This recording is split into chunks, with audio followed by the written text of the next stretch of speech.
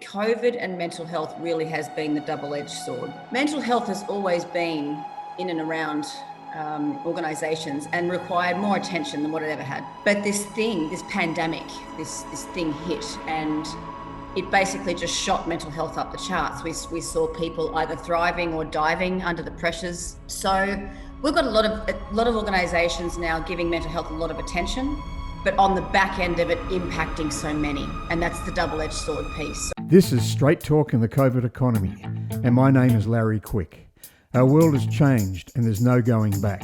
The COVID economy is now very real. We are adapting to telework, Zooming, online learning and new industries like PanSafe and other opportunities revealed by COVID-19. The challenges are also with us: bankruptcies, unemployment, debt and confusion. In Straight Talk in the COVID economy, we meet thinkers and innovators who bring insight and information into the opportunities and risks of our rapidly emerging COVID economy. Straight Talk in the COVID economy is brought to you by Resilient Futures. This is alongside our partner, Impact Africa Network. Impact Africa Network is a non-profit startup studio in Nairobi on a mission to ensure young talented Africans have a chance at participating in the digital transformation of Africa as creators and owners. If grassroots change is something that excites you, visit www.impactafrica.network. By doing that, you'll be able to support, as donors and mentors, the Impact Africa Network. Welcome to Straight Talk in the COVID economy. Yes, we are more in a COVID economy than ever. And 2021, as we say, is 2020 with a different name. It's been tiring and exhausting for most, and even those who found the experience awesome or innovating and exciting, those sort of people are under stress as well in 2021. But today we're going to focus on the question of what is our cost to our mental health. Now, what is it about leader mental health, the consequences and the strategy? And especially those in leadership positions who've been at the front line 24/7 over the past 12 months. It's a long time to be constantly thinking about the organisation. And I am so pleased today to say that our wonderful guest is back for Straight Talk, Anna Feringa. Welcome back, Anna. Thank you, Larry. It's great to be back. Now, we would have been about a year ago, and I think that was just at the beginning of COVID. And I think our biggest concern then was really understanding mental health as it was at that particular time. But things have gone on, and we're now in a completely different situation than we were 12 months ago. But even then, mental health was pretty strained. But before we go into that with Anna, I want to just give an update as to who Anna is. Anna's a workplace health consultant, trainer and international speaker. Now, we've got to put context around this, is that mental health is now the leading cause of workplace disability globally. Now, just get a sense of that. Mental health is the leading cause of workplace disability globally. And what we find is that mental health is mostly one of the most ignored conditions that there is. So we've got these critical incidents on the rise. It's never been more important to take action for an organisation, particularly the leadership, to prevent, support and respond to mental health in the workplace.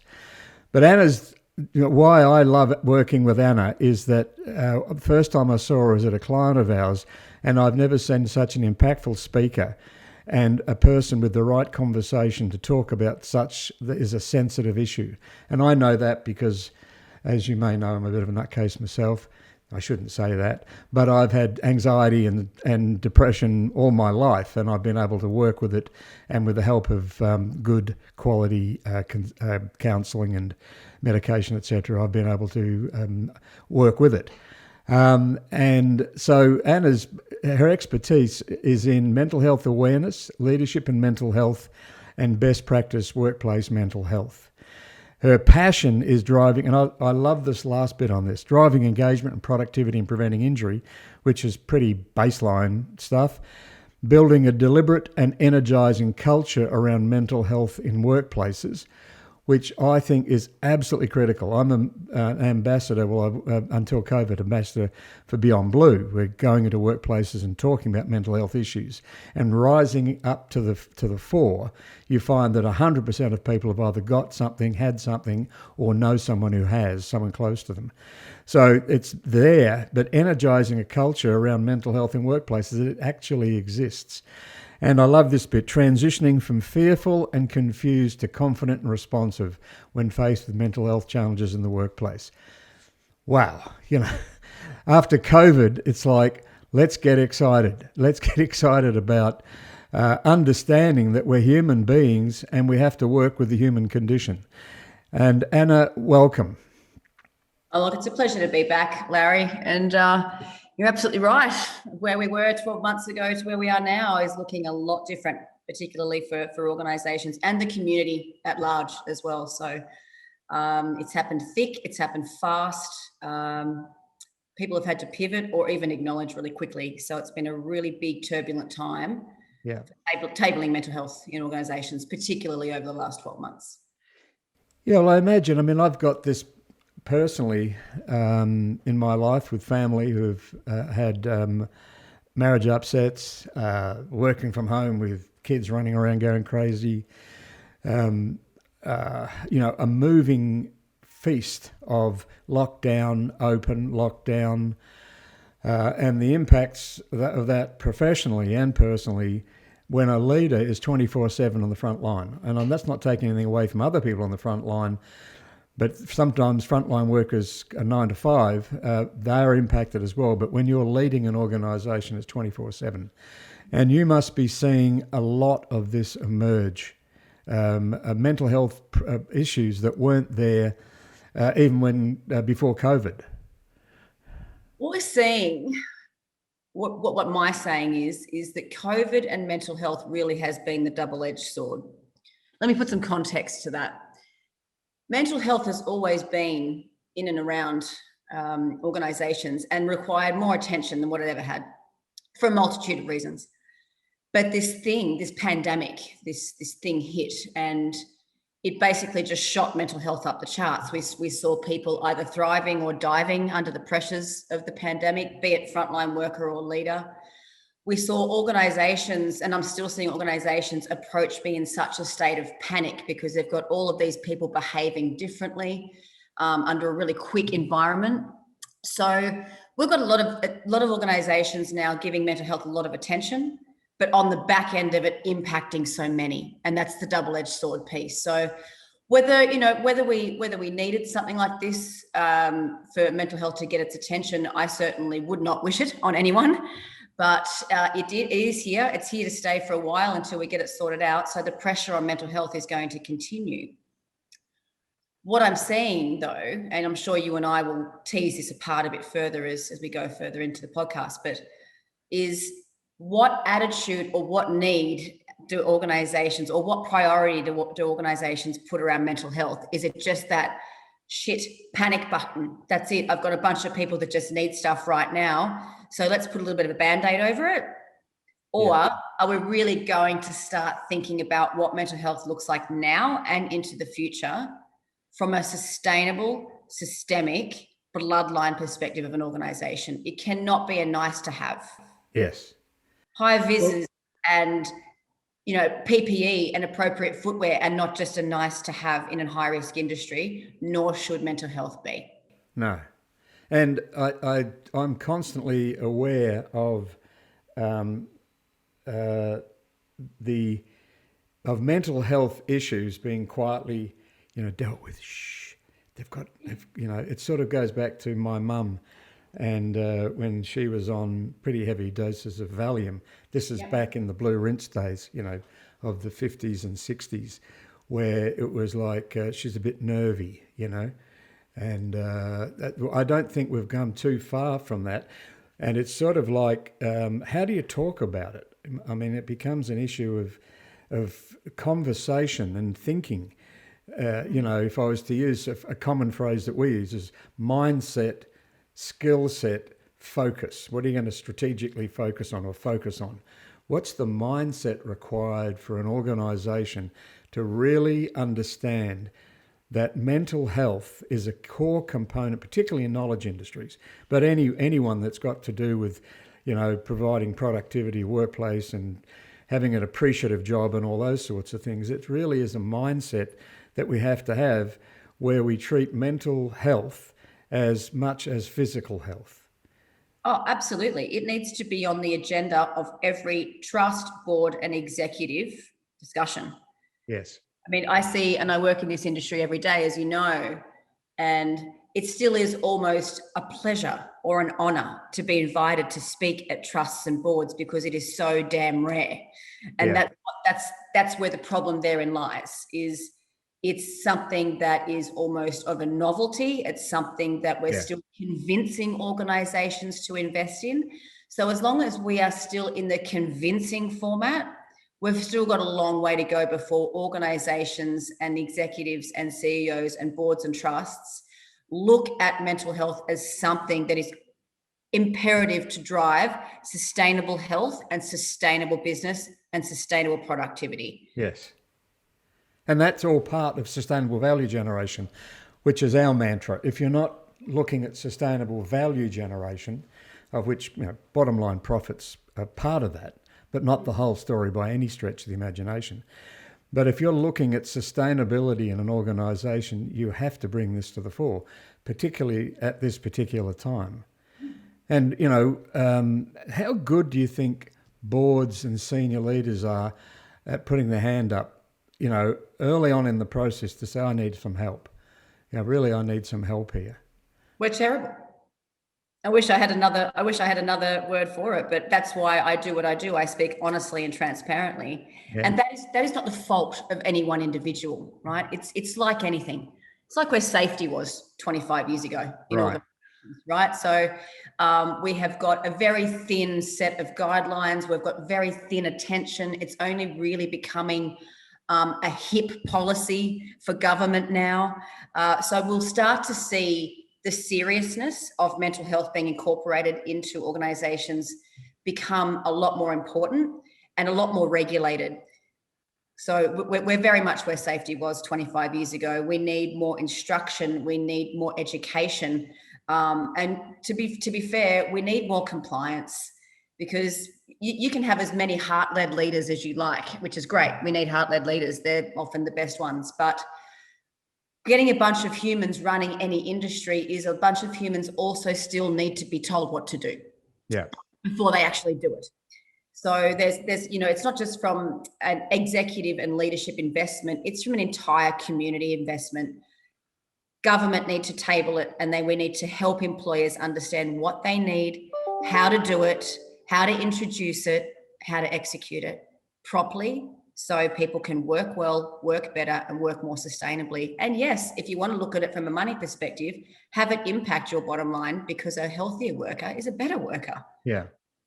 And we're just not where there's so many people that are mentally unwell, dragging their butts to work, trying to do the best job that they can, where really they're only sort of spitting out your 40-50% capacity because of everything else that is going on. Yeah. And having help available for it.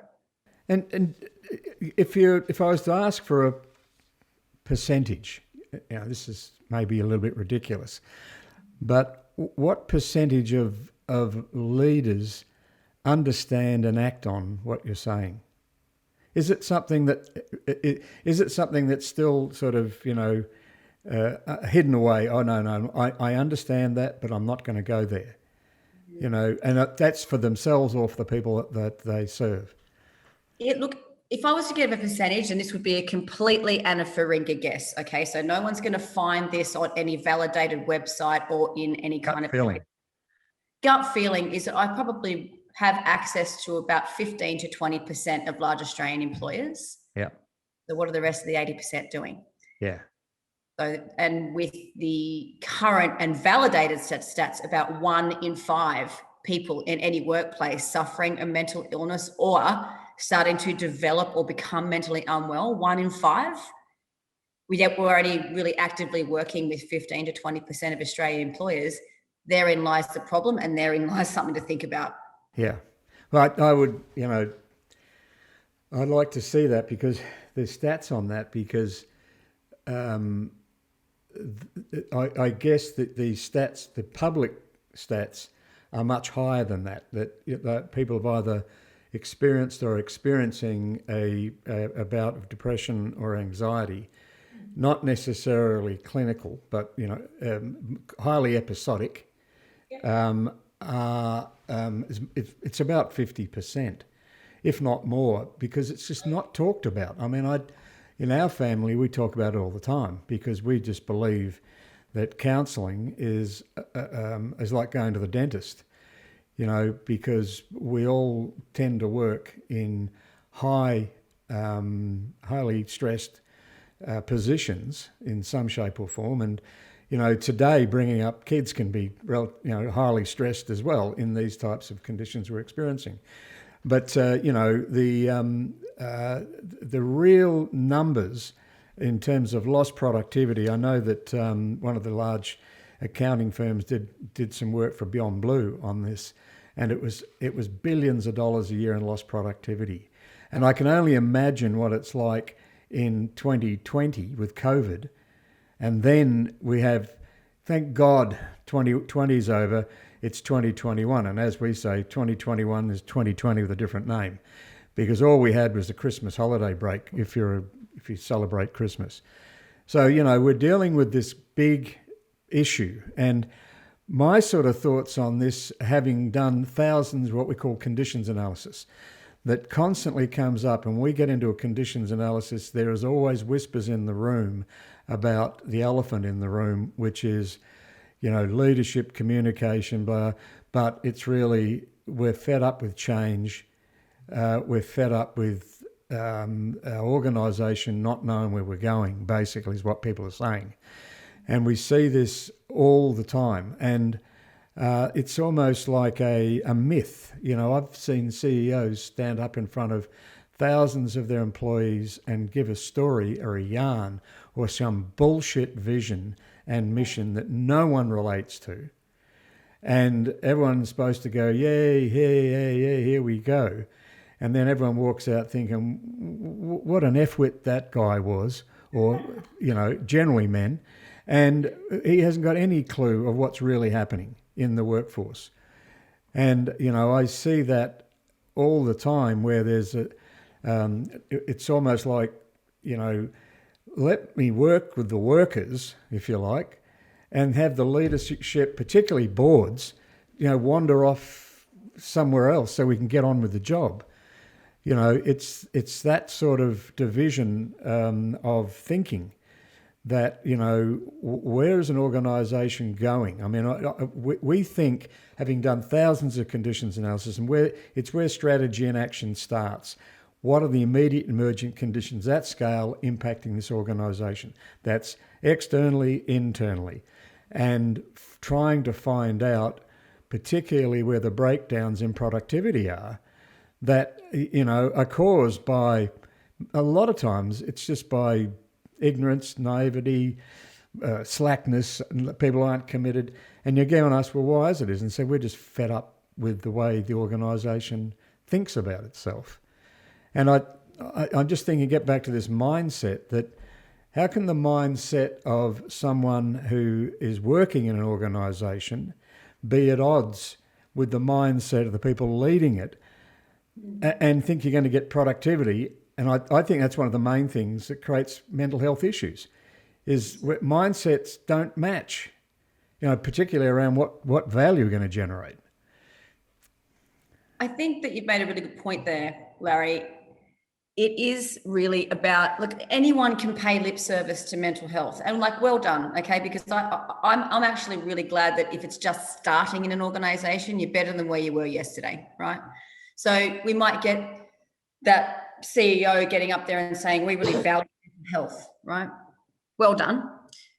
How do you do it? How do you create an environment where you've got all of these people that might meet the criteria for a diagnosis, but they aren't provided the environment or the permission or the comfort to be able to speak up and go, hey, I'm not doing so well today, and it's actually got nothing to do with my physicality. Yeah. I'm just having a bad day, right? So it is that CEO up there saying, okay, yes, we pay lip service and homage to mental health. We understand it's a problem, but where organizations are unintentionally making people sicker by not acknowledging what true human vulnerability looks like and how to respond to it accordingly, and how to create an environment where people are comfortable enough to speak up.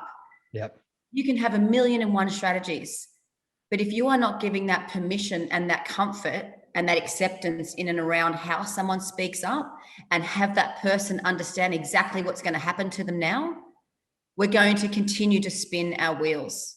Yeah. If we have a look at the, just the impact, and, I know that we're not here to make this a COVID podcast, but it has shone the light on mental health. Yes. More so than what it has before, is that, we're getting 90,000 phone calls to Lifeline a month now. That's one phone call every 30 seconds about someone that's thinking about ending their life, or trying to work out how to help someone that they believe might be suicidal. Yes. This is a study that was run between March and November from Beyond Blue and Black Dog, and it's got all the dangers there. Yep. We have 80% of people feeling lonely. We have got over 50% of people feeling uncertain about their future. We have got over 60% feeling financially insecure. We have got 50% of the Australian population that have increased the booze and decreased the exercise. So if we don't act now from an organisation leadership perspective, or even a general community perspective, even though we're kind of living some sort of new normal with a bit more palatable restrictions at the moment, the knock-on effect of this particular experience is not going to end the day you get a vaccine. Yes. And we're going to see this be palpable through the community and through workplaces. And the Brain and Mind Centre alone has predicted that suicide rates can go up as much as 25 to 50% in the next 5 years. Wow. This isn't just, we need mental health now. We've just been through a pandemic. We're continuing to go through a pandemic. Therefore, we have got some posters up and a bit of training. We're going to be okay. I'm telling you right now, you're not going to be okay as an organisation. You need to bring it in. You need to make it part of your bloodline of your organisation, which means it needs to be more than lip service. What does it look like? What are you going to invest in? What kind of an environment are you going to create in this, 2021, which is just 2020 with a different name, right? Because stress is still going to be here. There are people coming in and out of what I like to call an incubation period. So that the knock-on and recovery effect from that is huge. And as you said in the beginning, not everyone struggled in COVID, but everyone did endure some sort of complete disruptive kind of change, and we all respond to change differently. So organisations need to be prepared for that. And I don't think they were prepared. It reminds me of the time that I was travelling on a plane, and just as an analogy, from Perth to London, and as we took off, two of the engines blew up on a 747, one and then another, and the plane started to wobble. And I looked over at the window, and there was a lady with a rug over her head crying and sobbing, and she was looking out the window seeing all this stuff is going on. And the steward comes on and says, and this is when they only had one movie. Oh, the movie for today is blah, blah, blah, and we'll soon have the trolleys around serving lunch. And I thought, that ain't going to happen. But it was there. And it's sort of like, let's just try and settle the crowd down and I see that with sort of vaccines and, everything's going to be okay. Just hold your horses. The bottom line is that the pressures on us as human beings has grown exponentially, not just with COVID, but it was happening over time. And it's one of those things that's been suppressed for so long. And, I normally do my rant at the beginning, but I didn't want to get in the way of Anna saying anything. But my rant is about the organisations that we see, and this is qualified.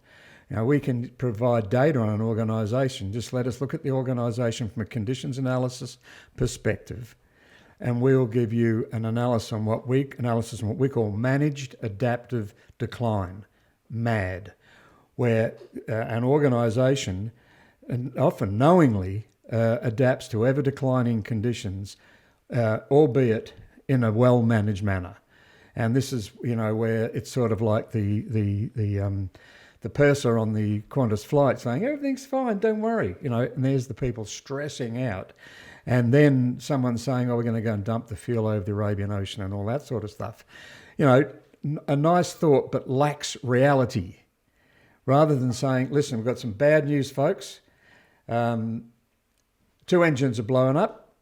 We reckon we've got a 60% chance, but maybe not that far. But at least, particularly leadership, dealing with the realities of life, because I think what we've got at the moment is a separation from reality. And I think this is, as soon as you have a major change in conditions with anyone, and you have a separation from reality where someone tries to go, it's okay, don't worry, it's going to all be okay, when it's clearly not okay. And we see this in organisations all the time, managed adaptive decline. And, particularly when someone comes out and says, well, it hasn't affected the vision. And I go, for God's sake, give me a break. The visions and the missions and the bullshit that they've had around, that people have had to put up with, who are really working their guts out around the organisation. And we have these visions and missions BS. Then we have lean, which is an entree to managed adaptive decline. What we're going to do is go lean. Less people, more productivity, until they skin the organisation of people that really counted, but they didn't know that. And that's one of the first, going lean and going mean and lean is the first big step into managed adaptive decline. Then we've got standards that came up. Everyone's got to have work to standards, and I got no problem with standards, but at the risk of being like everyone else, and you put the pressure. I'd like to be able to do it this way. No, it doesn't meet the standard. Okay, so we'll have to be industry standard. Then we go, oh, hallelujah, okay, we've got Six Sigma, or we've got Agile, Agile is rapid project execution. Fantastic for software. I've worked with it with software. Then we've got design thinking, which is making things work well, and even though we don't know what we really need to make things work well. And this methodology madness we throw at people, and it's not necessarily based on how people think. So what happens is they get separated from reality. Don't forget the vision. I mean, I sat there with so many CEOs and boards going, let's work on the vision. Who do we, we're going to be a fabulous service company and be the best in the world. And you go, oh, for God's sake, give me a break. Tell me the conditions, the reality that you're working with, the real reality, no false prophets and, false news. Tell us the reality. No bullshit. Tell us the reality of what we're dealing with. Then we can look at the opportunities and risks, and particularly mitigate the risks, they're real risks, and we can pursue really actively positive opportunities. But without understanding that, what people do is they get cognitive dissonance, knowledge, behaviour, conflict. I know this is bullshit that I'm doing, but this is my behaviour. And I'll give you some examples. One very close to home with me is an organisation that says it's more than money. Okay, now I'm mentioning the name, so you don't have to worry, Anna. I'll get sued, not you. But we're a bank, and we're more than money. Well, my wife was executed from the job because they were more than money, which was absolute BS, because they weren't more than money. They weren't anything but money, and they had a book that thick of principles and guidelines that we work with. Now, one of the real stories, she comes in, the new management team says, we want you to talk openly and honestly. So she puts her hand up and says, well, this doesn't work, that doesn't work. She was then vilified until they drove her out of the organisation. And they created a mental illness. She was off work for months and months and months or years with mental illness. I've seen it with, what is it like for someone who has to work in an organisation that says they're the fresh food people? What is it like for someone to do that? When the advertising agency has made some BS up about who they are as a full person in their organisation. Because people don't necessarily just work for an organisation. We say we want you to be part of the organisation and be part of, and then they say your values come to work. You don't leave them at home. Hopefully you don't leave them at home. But then we ridicule people who bring their values to work. And, you know, I can assert I've seen that in so many conditions analysis, not just in Australia, in the USA as well, where somehow organisations have lost the plot in terms of who they are. And, you know, it's the outcomes, distorted reality, leadership and management exhaustion, confusion and conflict. We get the crash test dummy system where people are banging into brick walls, you know, when they constantly, this is what we're doing next. They don't know what's going on, bang into a wall.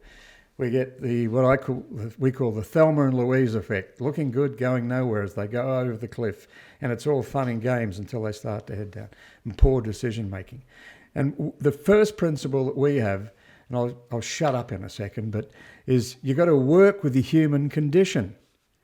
You know, that's what we decided a long time ago with strategy and action. You've got to work with the human condition. Where are the people at? Acknowledge the real truth of the situation. Don't distort the reality by giving them a false sense of security or not the right conditions. You know, let them understand. They know. You know, I've worked with General Motors, and people down on the ground floor knew what was going on. You know, even though some of the directors were saying, "Oh no, that'll never happen. GM will never go broke," and blah blah blah, all that sort of stuff. They knew. And, you know, what we're talking about with work with human condition is work with people for them to discover the real reality of where the world's at and where they're at and where their organisation's at. Trust the people, particularly you start with the leadership. So you take the pressure off them to really understand what's happening, you know, and, you know, the impact on leader.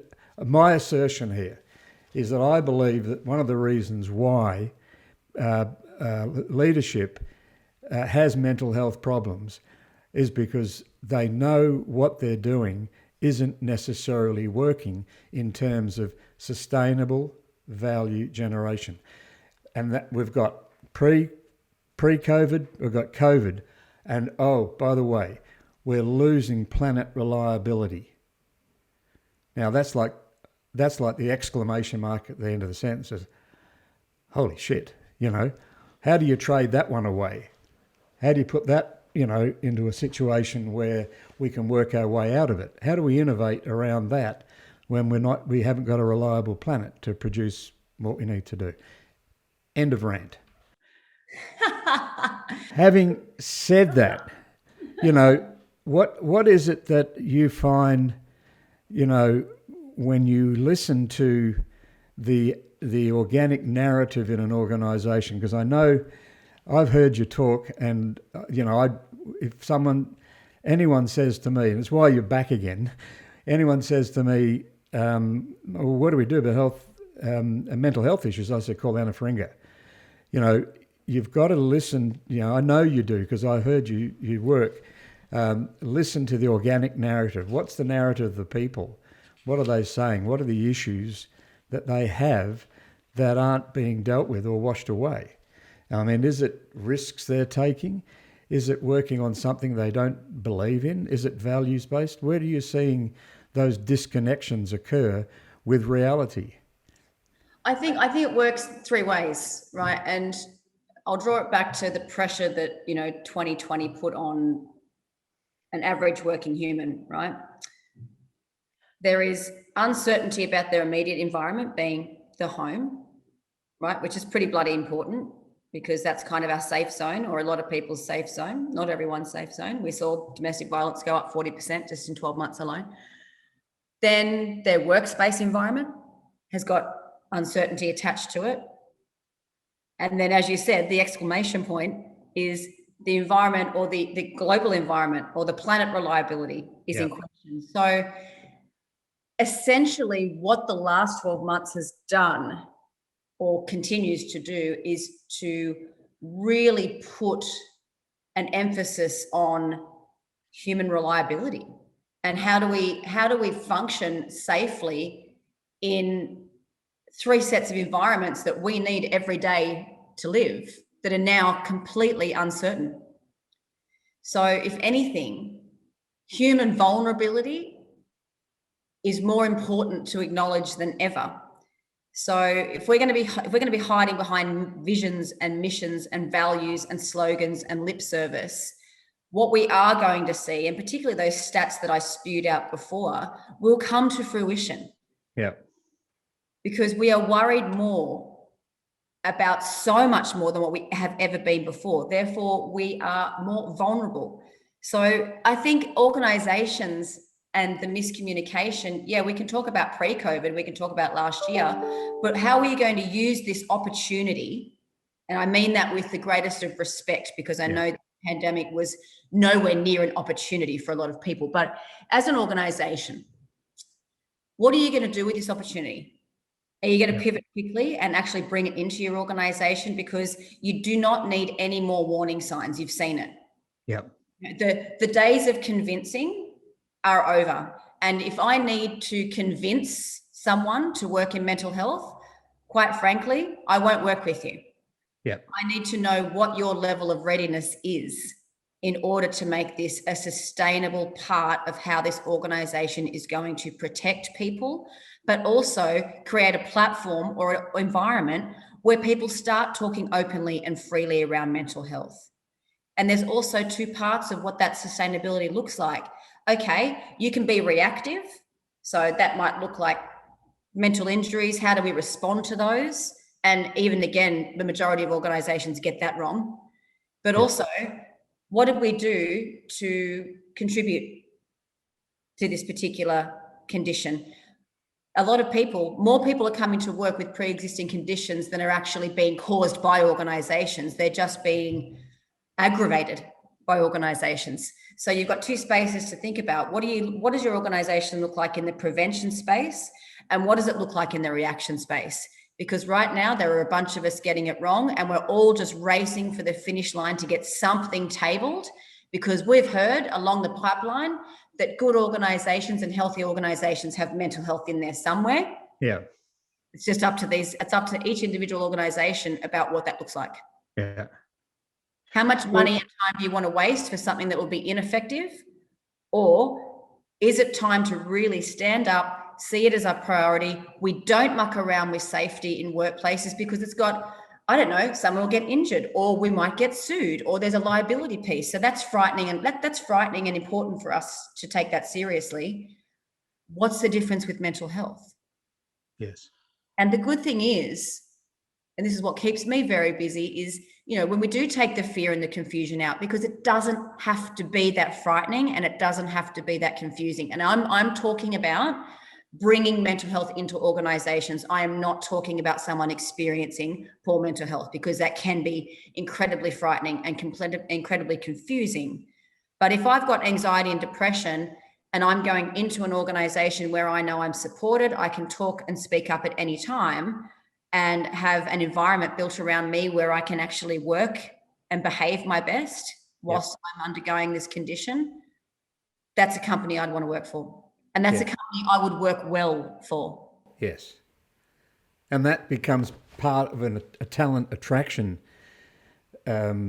program or strategy for organisations that are looking at highly competent people. It's interesting because I think if we were to really track this back, it starts in the schoolyard. And I know that I was just reading somewhere by something, I think it's Doris Lessing. Lessing is her name. She wrote the Golden Notebook about how we are trimmed in school and our education system to suit a certain need. And largely we're left out of that need in terms of making those decisions. And for myself, I quit school the first day I went and hated every minute that I was actually in any of those classrooms, except for the occasional time where I thought I might have been having fun. But it was not my gig. I hated school with a passion. And but I love learning. And, I wonder how much we get taught to learn, because, a lot of the increase in mental health. I wonder what it's. Obviously, you've had these PTSD situations with wars and all that sort of stuff, and just with the aggravation of constant change. But I wonder when it gets down to a knowledge industry, which is what a lot of Australian 75% of Australian organisations, knowledge-based organisations, other 25%, a large part of how they produce things is through knowledge, that we're not taught to learn. We're not taught to learn. We really, a lot of people think that once I've done a degree, I'm going to be okay for the rest of my life. It's mostly the worst thing you can get. Dare I say that with our clients in education? I didn't say that. We'll take that bit out. But learning, so it draws me back to what's the responsibility in this for the people who are working in organisation? Because we can talk about the leadership having this this environment where mental health issues, prevention and reaction can take place at the appropriate time and in the appropriate way. We have that environment set up by leadership. But what becomes the responsibility? Because it's got to be something on the other person as well, to be able to operate in that area, in that environment once set up. Absolutely. Look, I'm a very big advocate for this. Organisations that have spent time and invested in mental health to make it very much sustainable, find that they will continually spin their wheels or bend over backwards to support someone that's unwell. And they are doing everything from supporting, making sure discrimination's kept at bay, giving them reasonable adjustments and allowances at work so they can recover. But then a bunch of these people aren't actually seeking active help for themselves. They're going to work and having that reprieve, but then they're going home and sitting on the couch, or they're going out for beers with their mates, which is, all good and well to a certain period. But if you're unwell enough where you can't perform your role well, unwell people have a responsibility to seek appropriate treatment and assistance. So you've got the candle burning at both ends, and that's a positive thing. The company's doing what they need to do, but the unwell person needs to come to the party as well. Yes. However, a lot of people aren't doing it because they're not told or instructed or informed or educated, or whatever word you want to use, Larry, about what is my responsibility. If I come and work for you tomorrow and I become unwell, or if I'm working for you tomorrow and I already am unwell, what's my responsibility if I run into some trouble? Yeah. And that's easily fixable. You draft what responsibilities and expectations are. If you come and work for us, here's what we'll do for you, X, Y, Z. We will support you. We believe in mental health. We know it's a very real and very big issue. Here's what you'll receive. But also, in order for us to do this, we expect X, Y, Z on your behalf to ensure that everyone recovers well and to get you back to your best. And most people want to get well. We just get caught up, particularly organisations, in the 2% of horror stories where we haven't managed something well. The shit's hit the fan. The organisation's toxified. The manager's gone off unwell. 2 of the team members have gone off unwell because no one knew how to manage someone with this mental health condition. So it's about educating people. Here's what the organisation will do. Here's what your expectations are. Yes. And if those expectations are not met, then we need to talk about how safe it is for you to continue to perform this role. Yeah. And that sort of,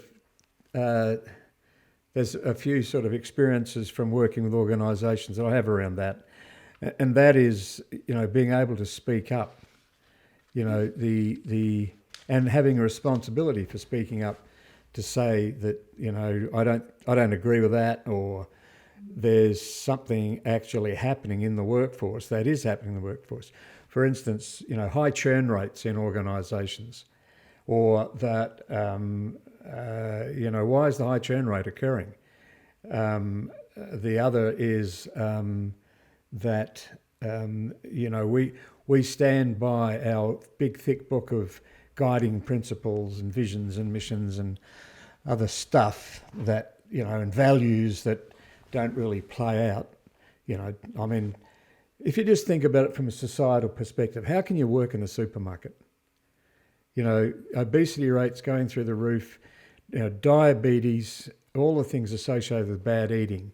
And what we have is 80 to 90% of food that's in our supermarkets being non-nutritional.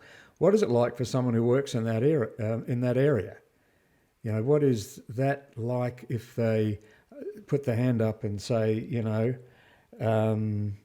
the food we sell that I'm part of, I don't eat because it's not nutritious. We've got a nutritious food security issue in Australia that I'll debate anyone on any time. That the nutrition of our kids is based on bullshit. Just go through and look at the healthy eating, and they won't put proper health things on food and things like that. So there's this dissonance between values. So is that going to be allowed to be spoken about so that we get this rapid shift? At least McDonald's does salads these days as a way of compensating for a changing diet that's required for people. So do you see this actually happening where the bigger issue of our values being not solved, but being addressed through looking at people's mental health issues? Absolutely. And what you've just identified there is an ongoing and systemic capability gap. Where organizations can make a true difference is don't make the decision up in the ivory tower. Yeah. Get down and talk to your people. And that can be done through any kind of a diagnostic approach. It can be done through focus groups, but you have to be prepared to hear stuff that you don't want to hear. Yeah. So it actually comes back to the attitudinal drive of the organization. How much do we want to risk here? Yeah. We're selling a product and a brand. We're going to hear a bunch of stuff that we don't want to hear because 50, 60% of our staff are probably not going to be completely invested in their roles. Yep. They're probably not going to come to work and feel 100% safe. And that's excluding the people that are already working with a mental health condition. So it really is about getting down to the front line, consulting with your people. What's it like to work here? What stresses you out on a day-to-day period? If you are stressed, do you feel comfortable to speak up? Because one of the other knock-on effects of this pandemic is that people are more insecure about their jobs than ever before. So they're going to tend to keep their mouths shut more than ever before, because I need to put food on the table for my family, regardless about how crap I'm feeling right now. So that's what frightens me a lot about this double-edged sword piece. Is, we have a responsibility and a decision to use this experience to really get mental health on the table in a way that is going to have people working well and speaking up sooner, and really, reducing all the BS missions and values. Yeah. Missions and values are important. I'm not here to diss them. I just want them I want them to be realistic. Yeah, exactly. Yeah, I mean, when I say I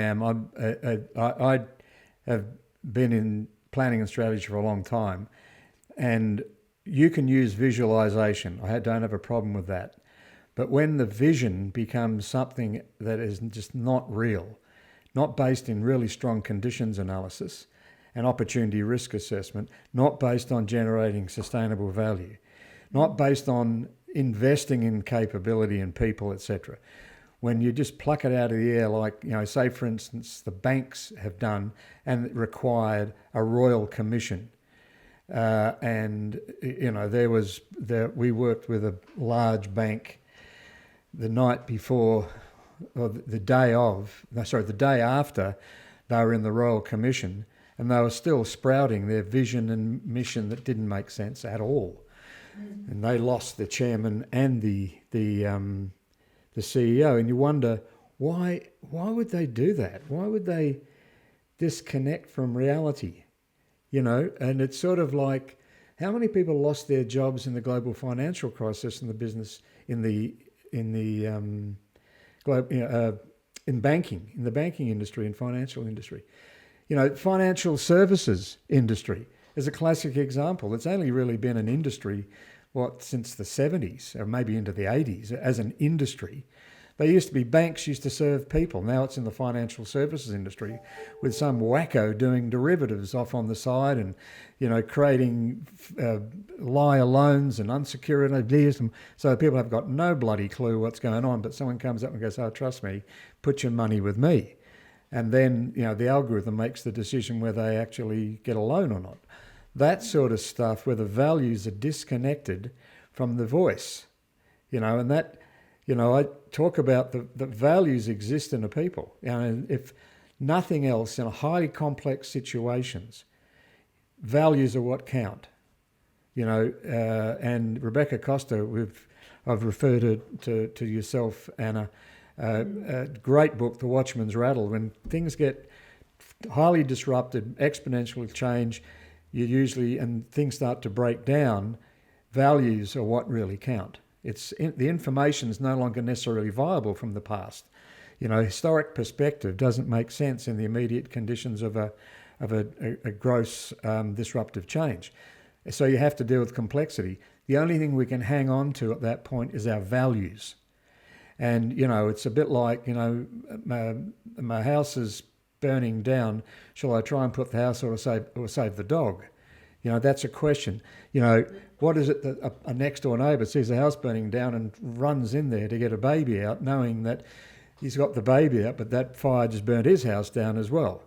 It's values in these sort of highly disruptive, complex times where decisions have to be made.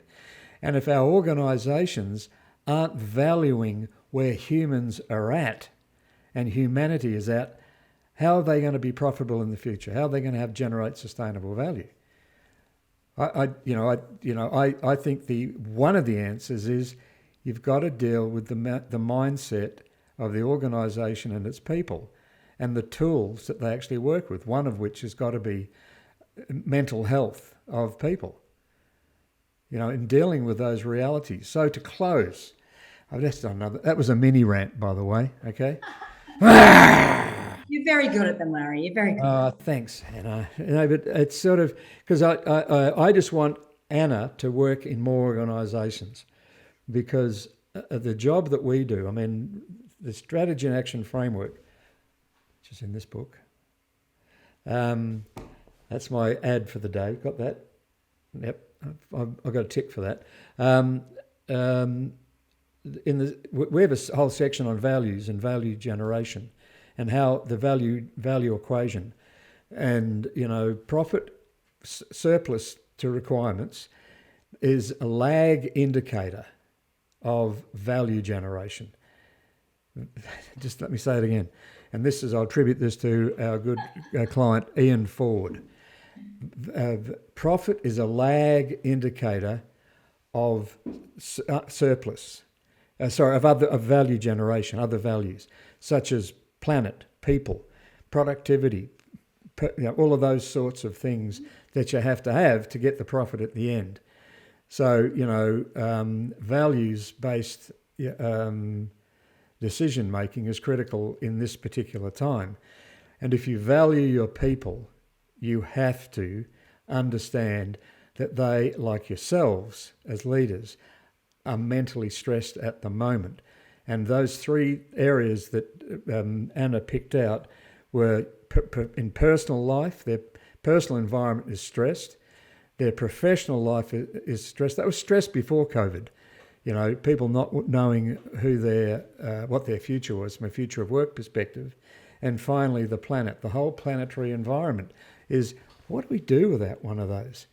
I think the Mars lander taught me one thing. It's going to be a long time before that's going to be the place to go.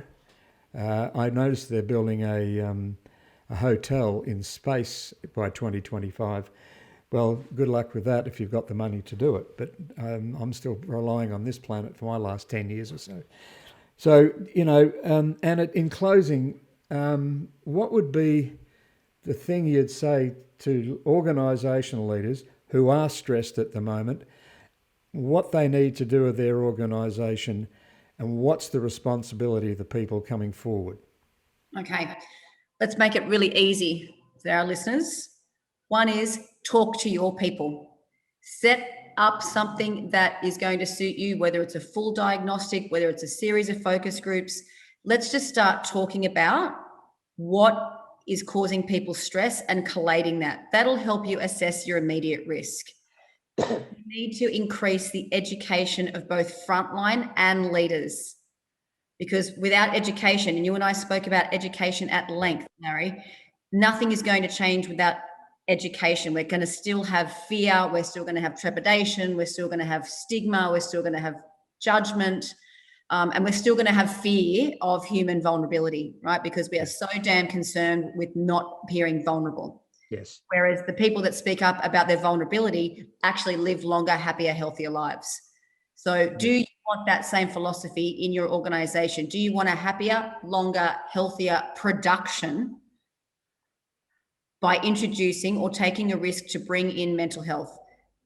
And that needs to be systemic. It needs to be from the people through to education, through to policy and procedure, and most importantly, through critical incident management.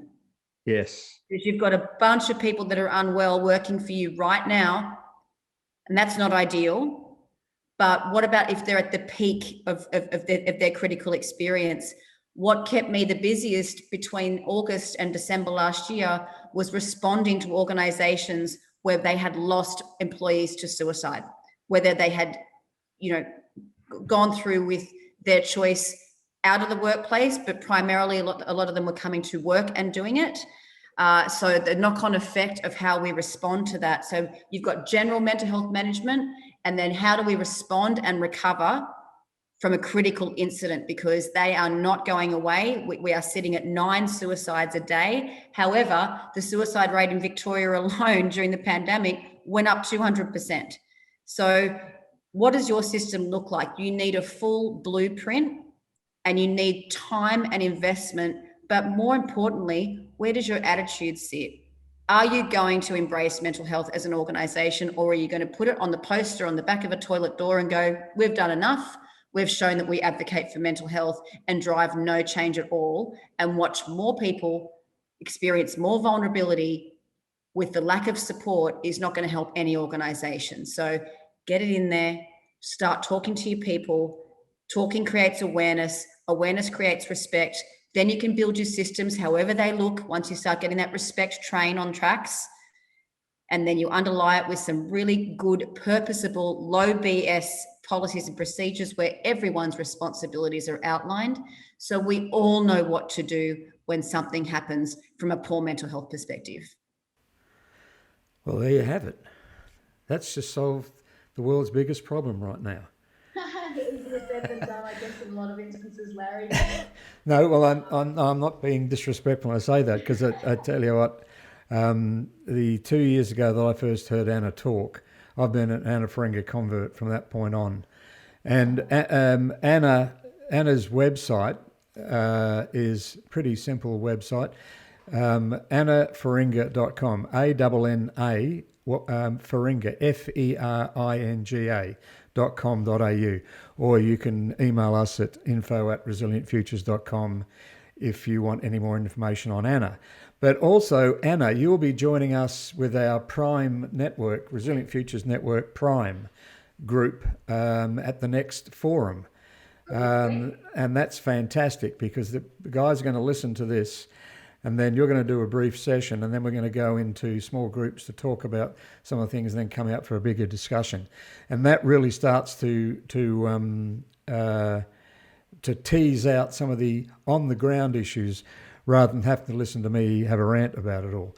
The other thing that I would strongly recommend is get in touch with Anna, annaferinga.com.au, and work with Anna, please.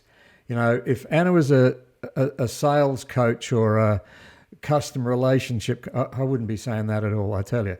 I am asking you because it makes our job more critical in a lot of ways, but easier, because in the strategy and action methodology, it's a cognitive process that people have to use good quality mindset, skill set, and strategic focus for it to work. But what we have is people corrupting the framework with rubbish. at times that doesn't allow for open and honest conversation, particularly when it's spread into an organisation. The more mentally aware and healthy you are, the better you're going to be. And my last little rant would be just be cautious, if not watch out for danger in visions, missions, lean, state standards, agile design thinking, when you haven't got good strategic underpinnings. They all have their role, but think strategy and action is what we're really talking about. So I'm going to ask Anna to forgive me for my final little plug there.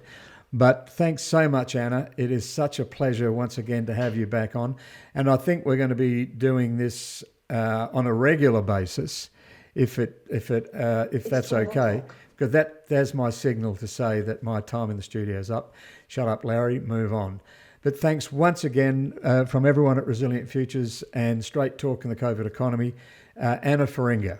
Thanks, Larry. It's been a pleasure as always. Catch you later, Anna. We hope you've enjoyed this Straight Talk in the COVID Economy podcast. Thank you for listening. And please subscribe on your preferred podcast platform. For more free content that will enhance your understanding of this new COVID economy and the actions that you can take to leverage disruptive change, join the Resilient Futures Network at www.resilientfutures.com/get started. And please support our partner, Impact Africa Network, at www.impactafrica.network. We need all the support we can to help them build their own incubator. We know that there are many other great podcasts out there, and your time is precious, and you chose to listen to Straight Talk in the COVID Economy. And we appreciate that. Thank you.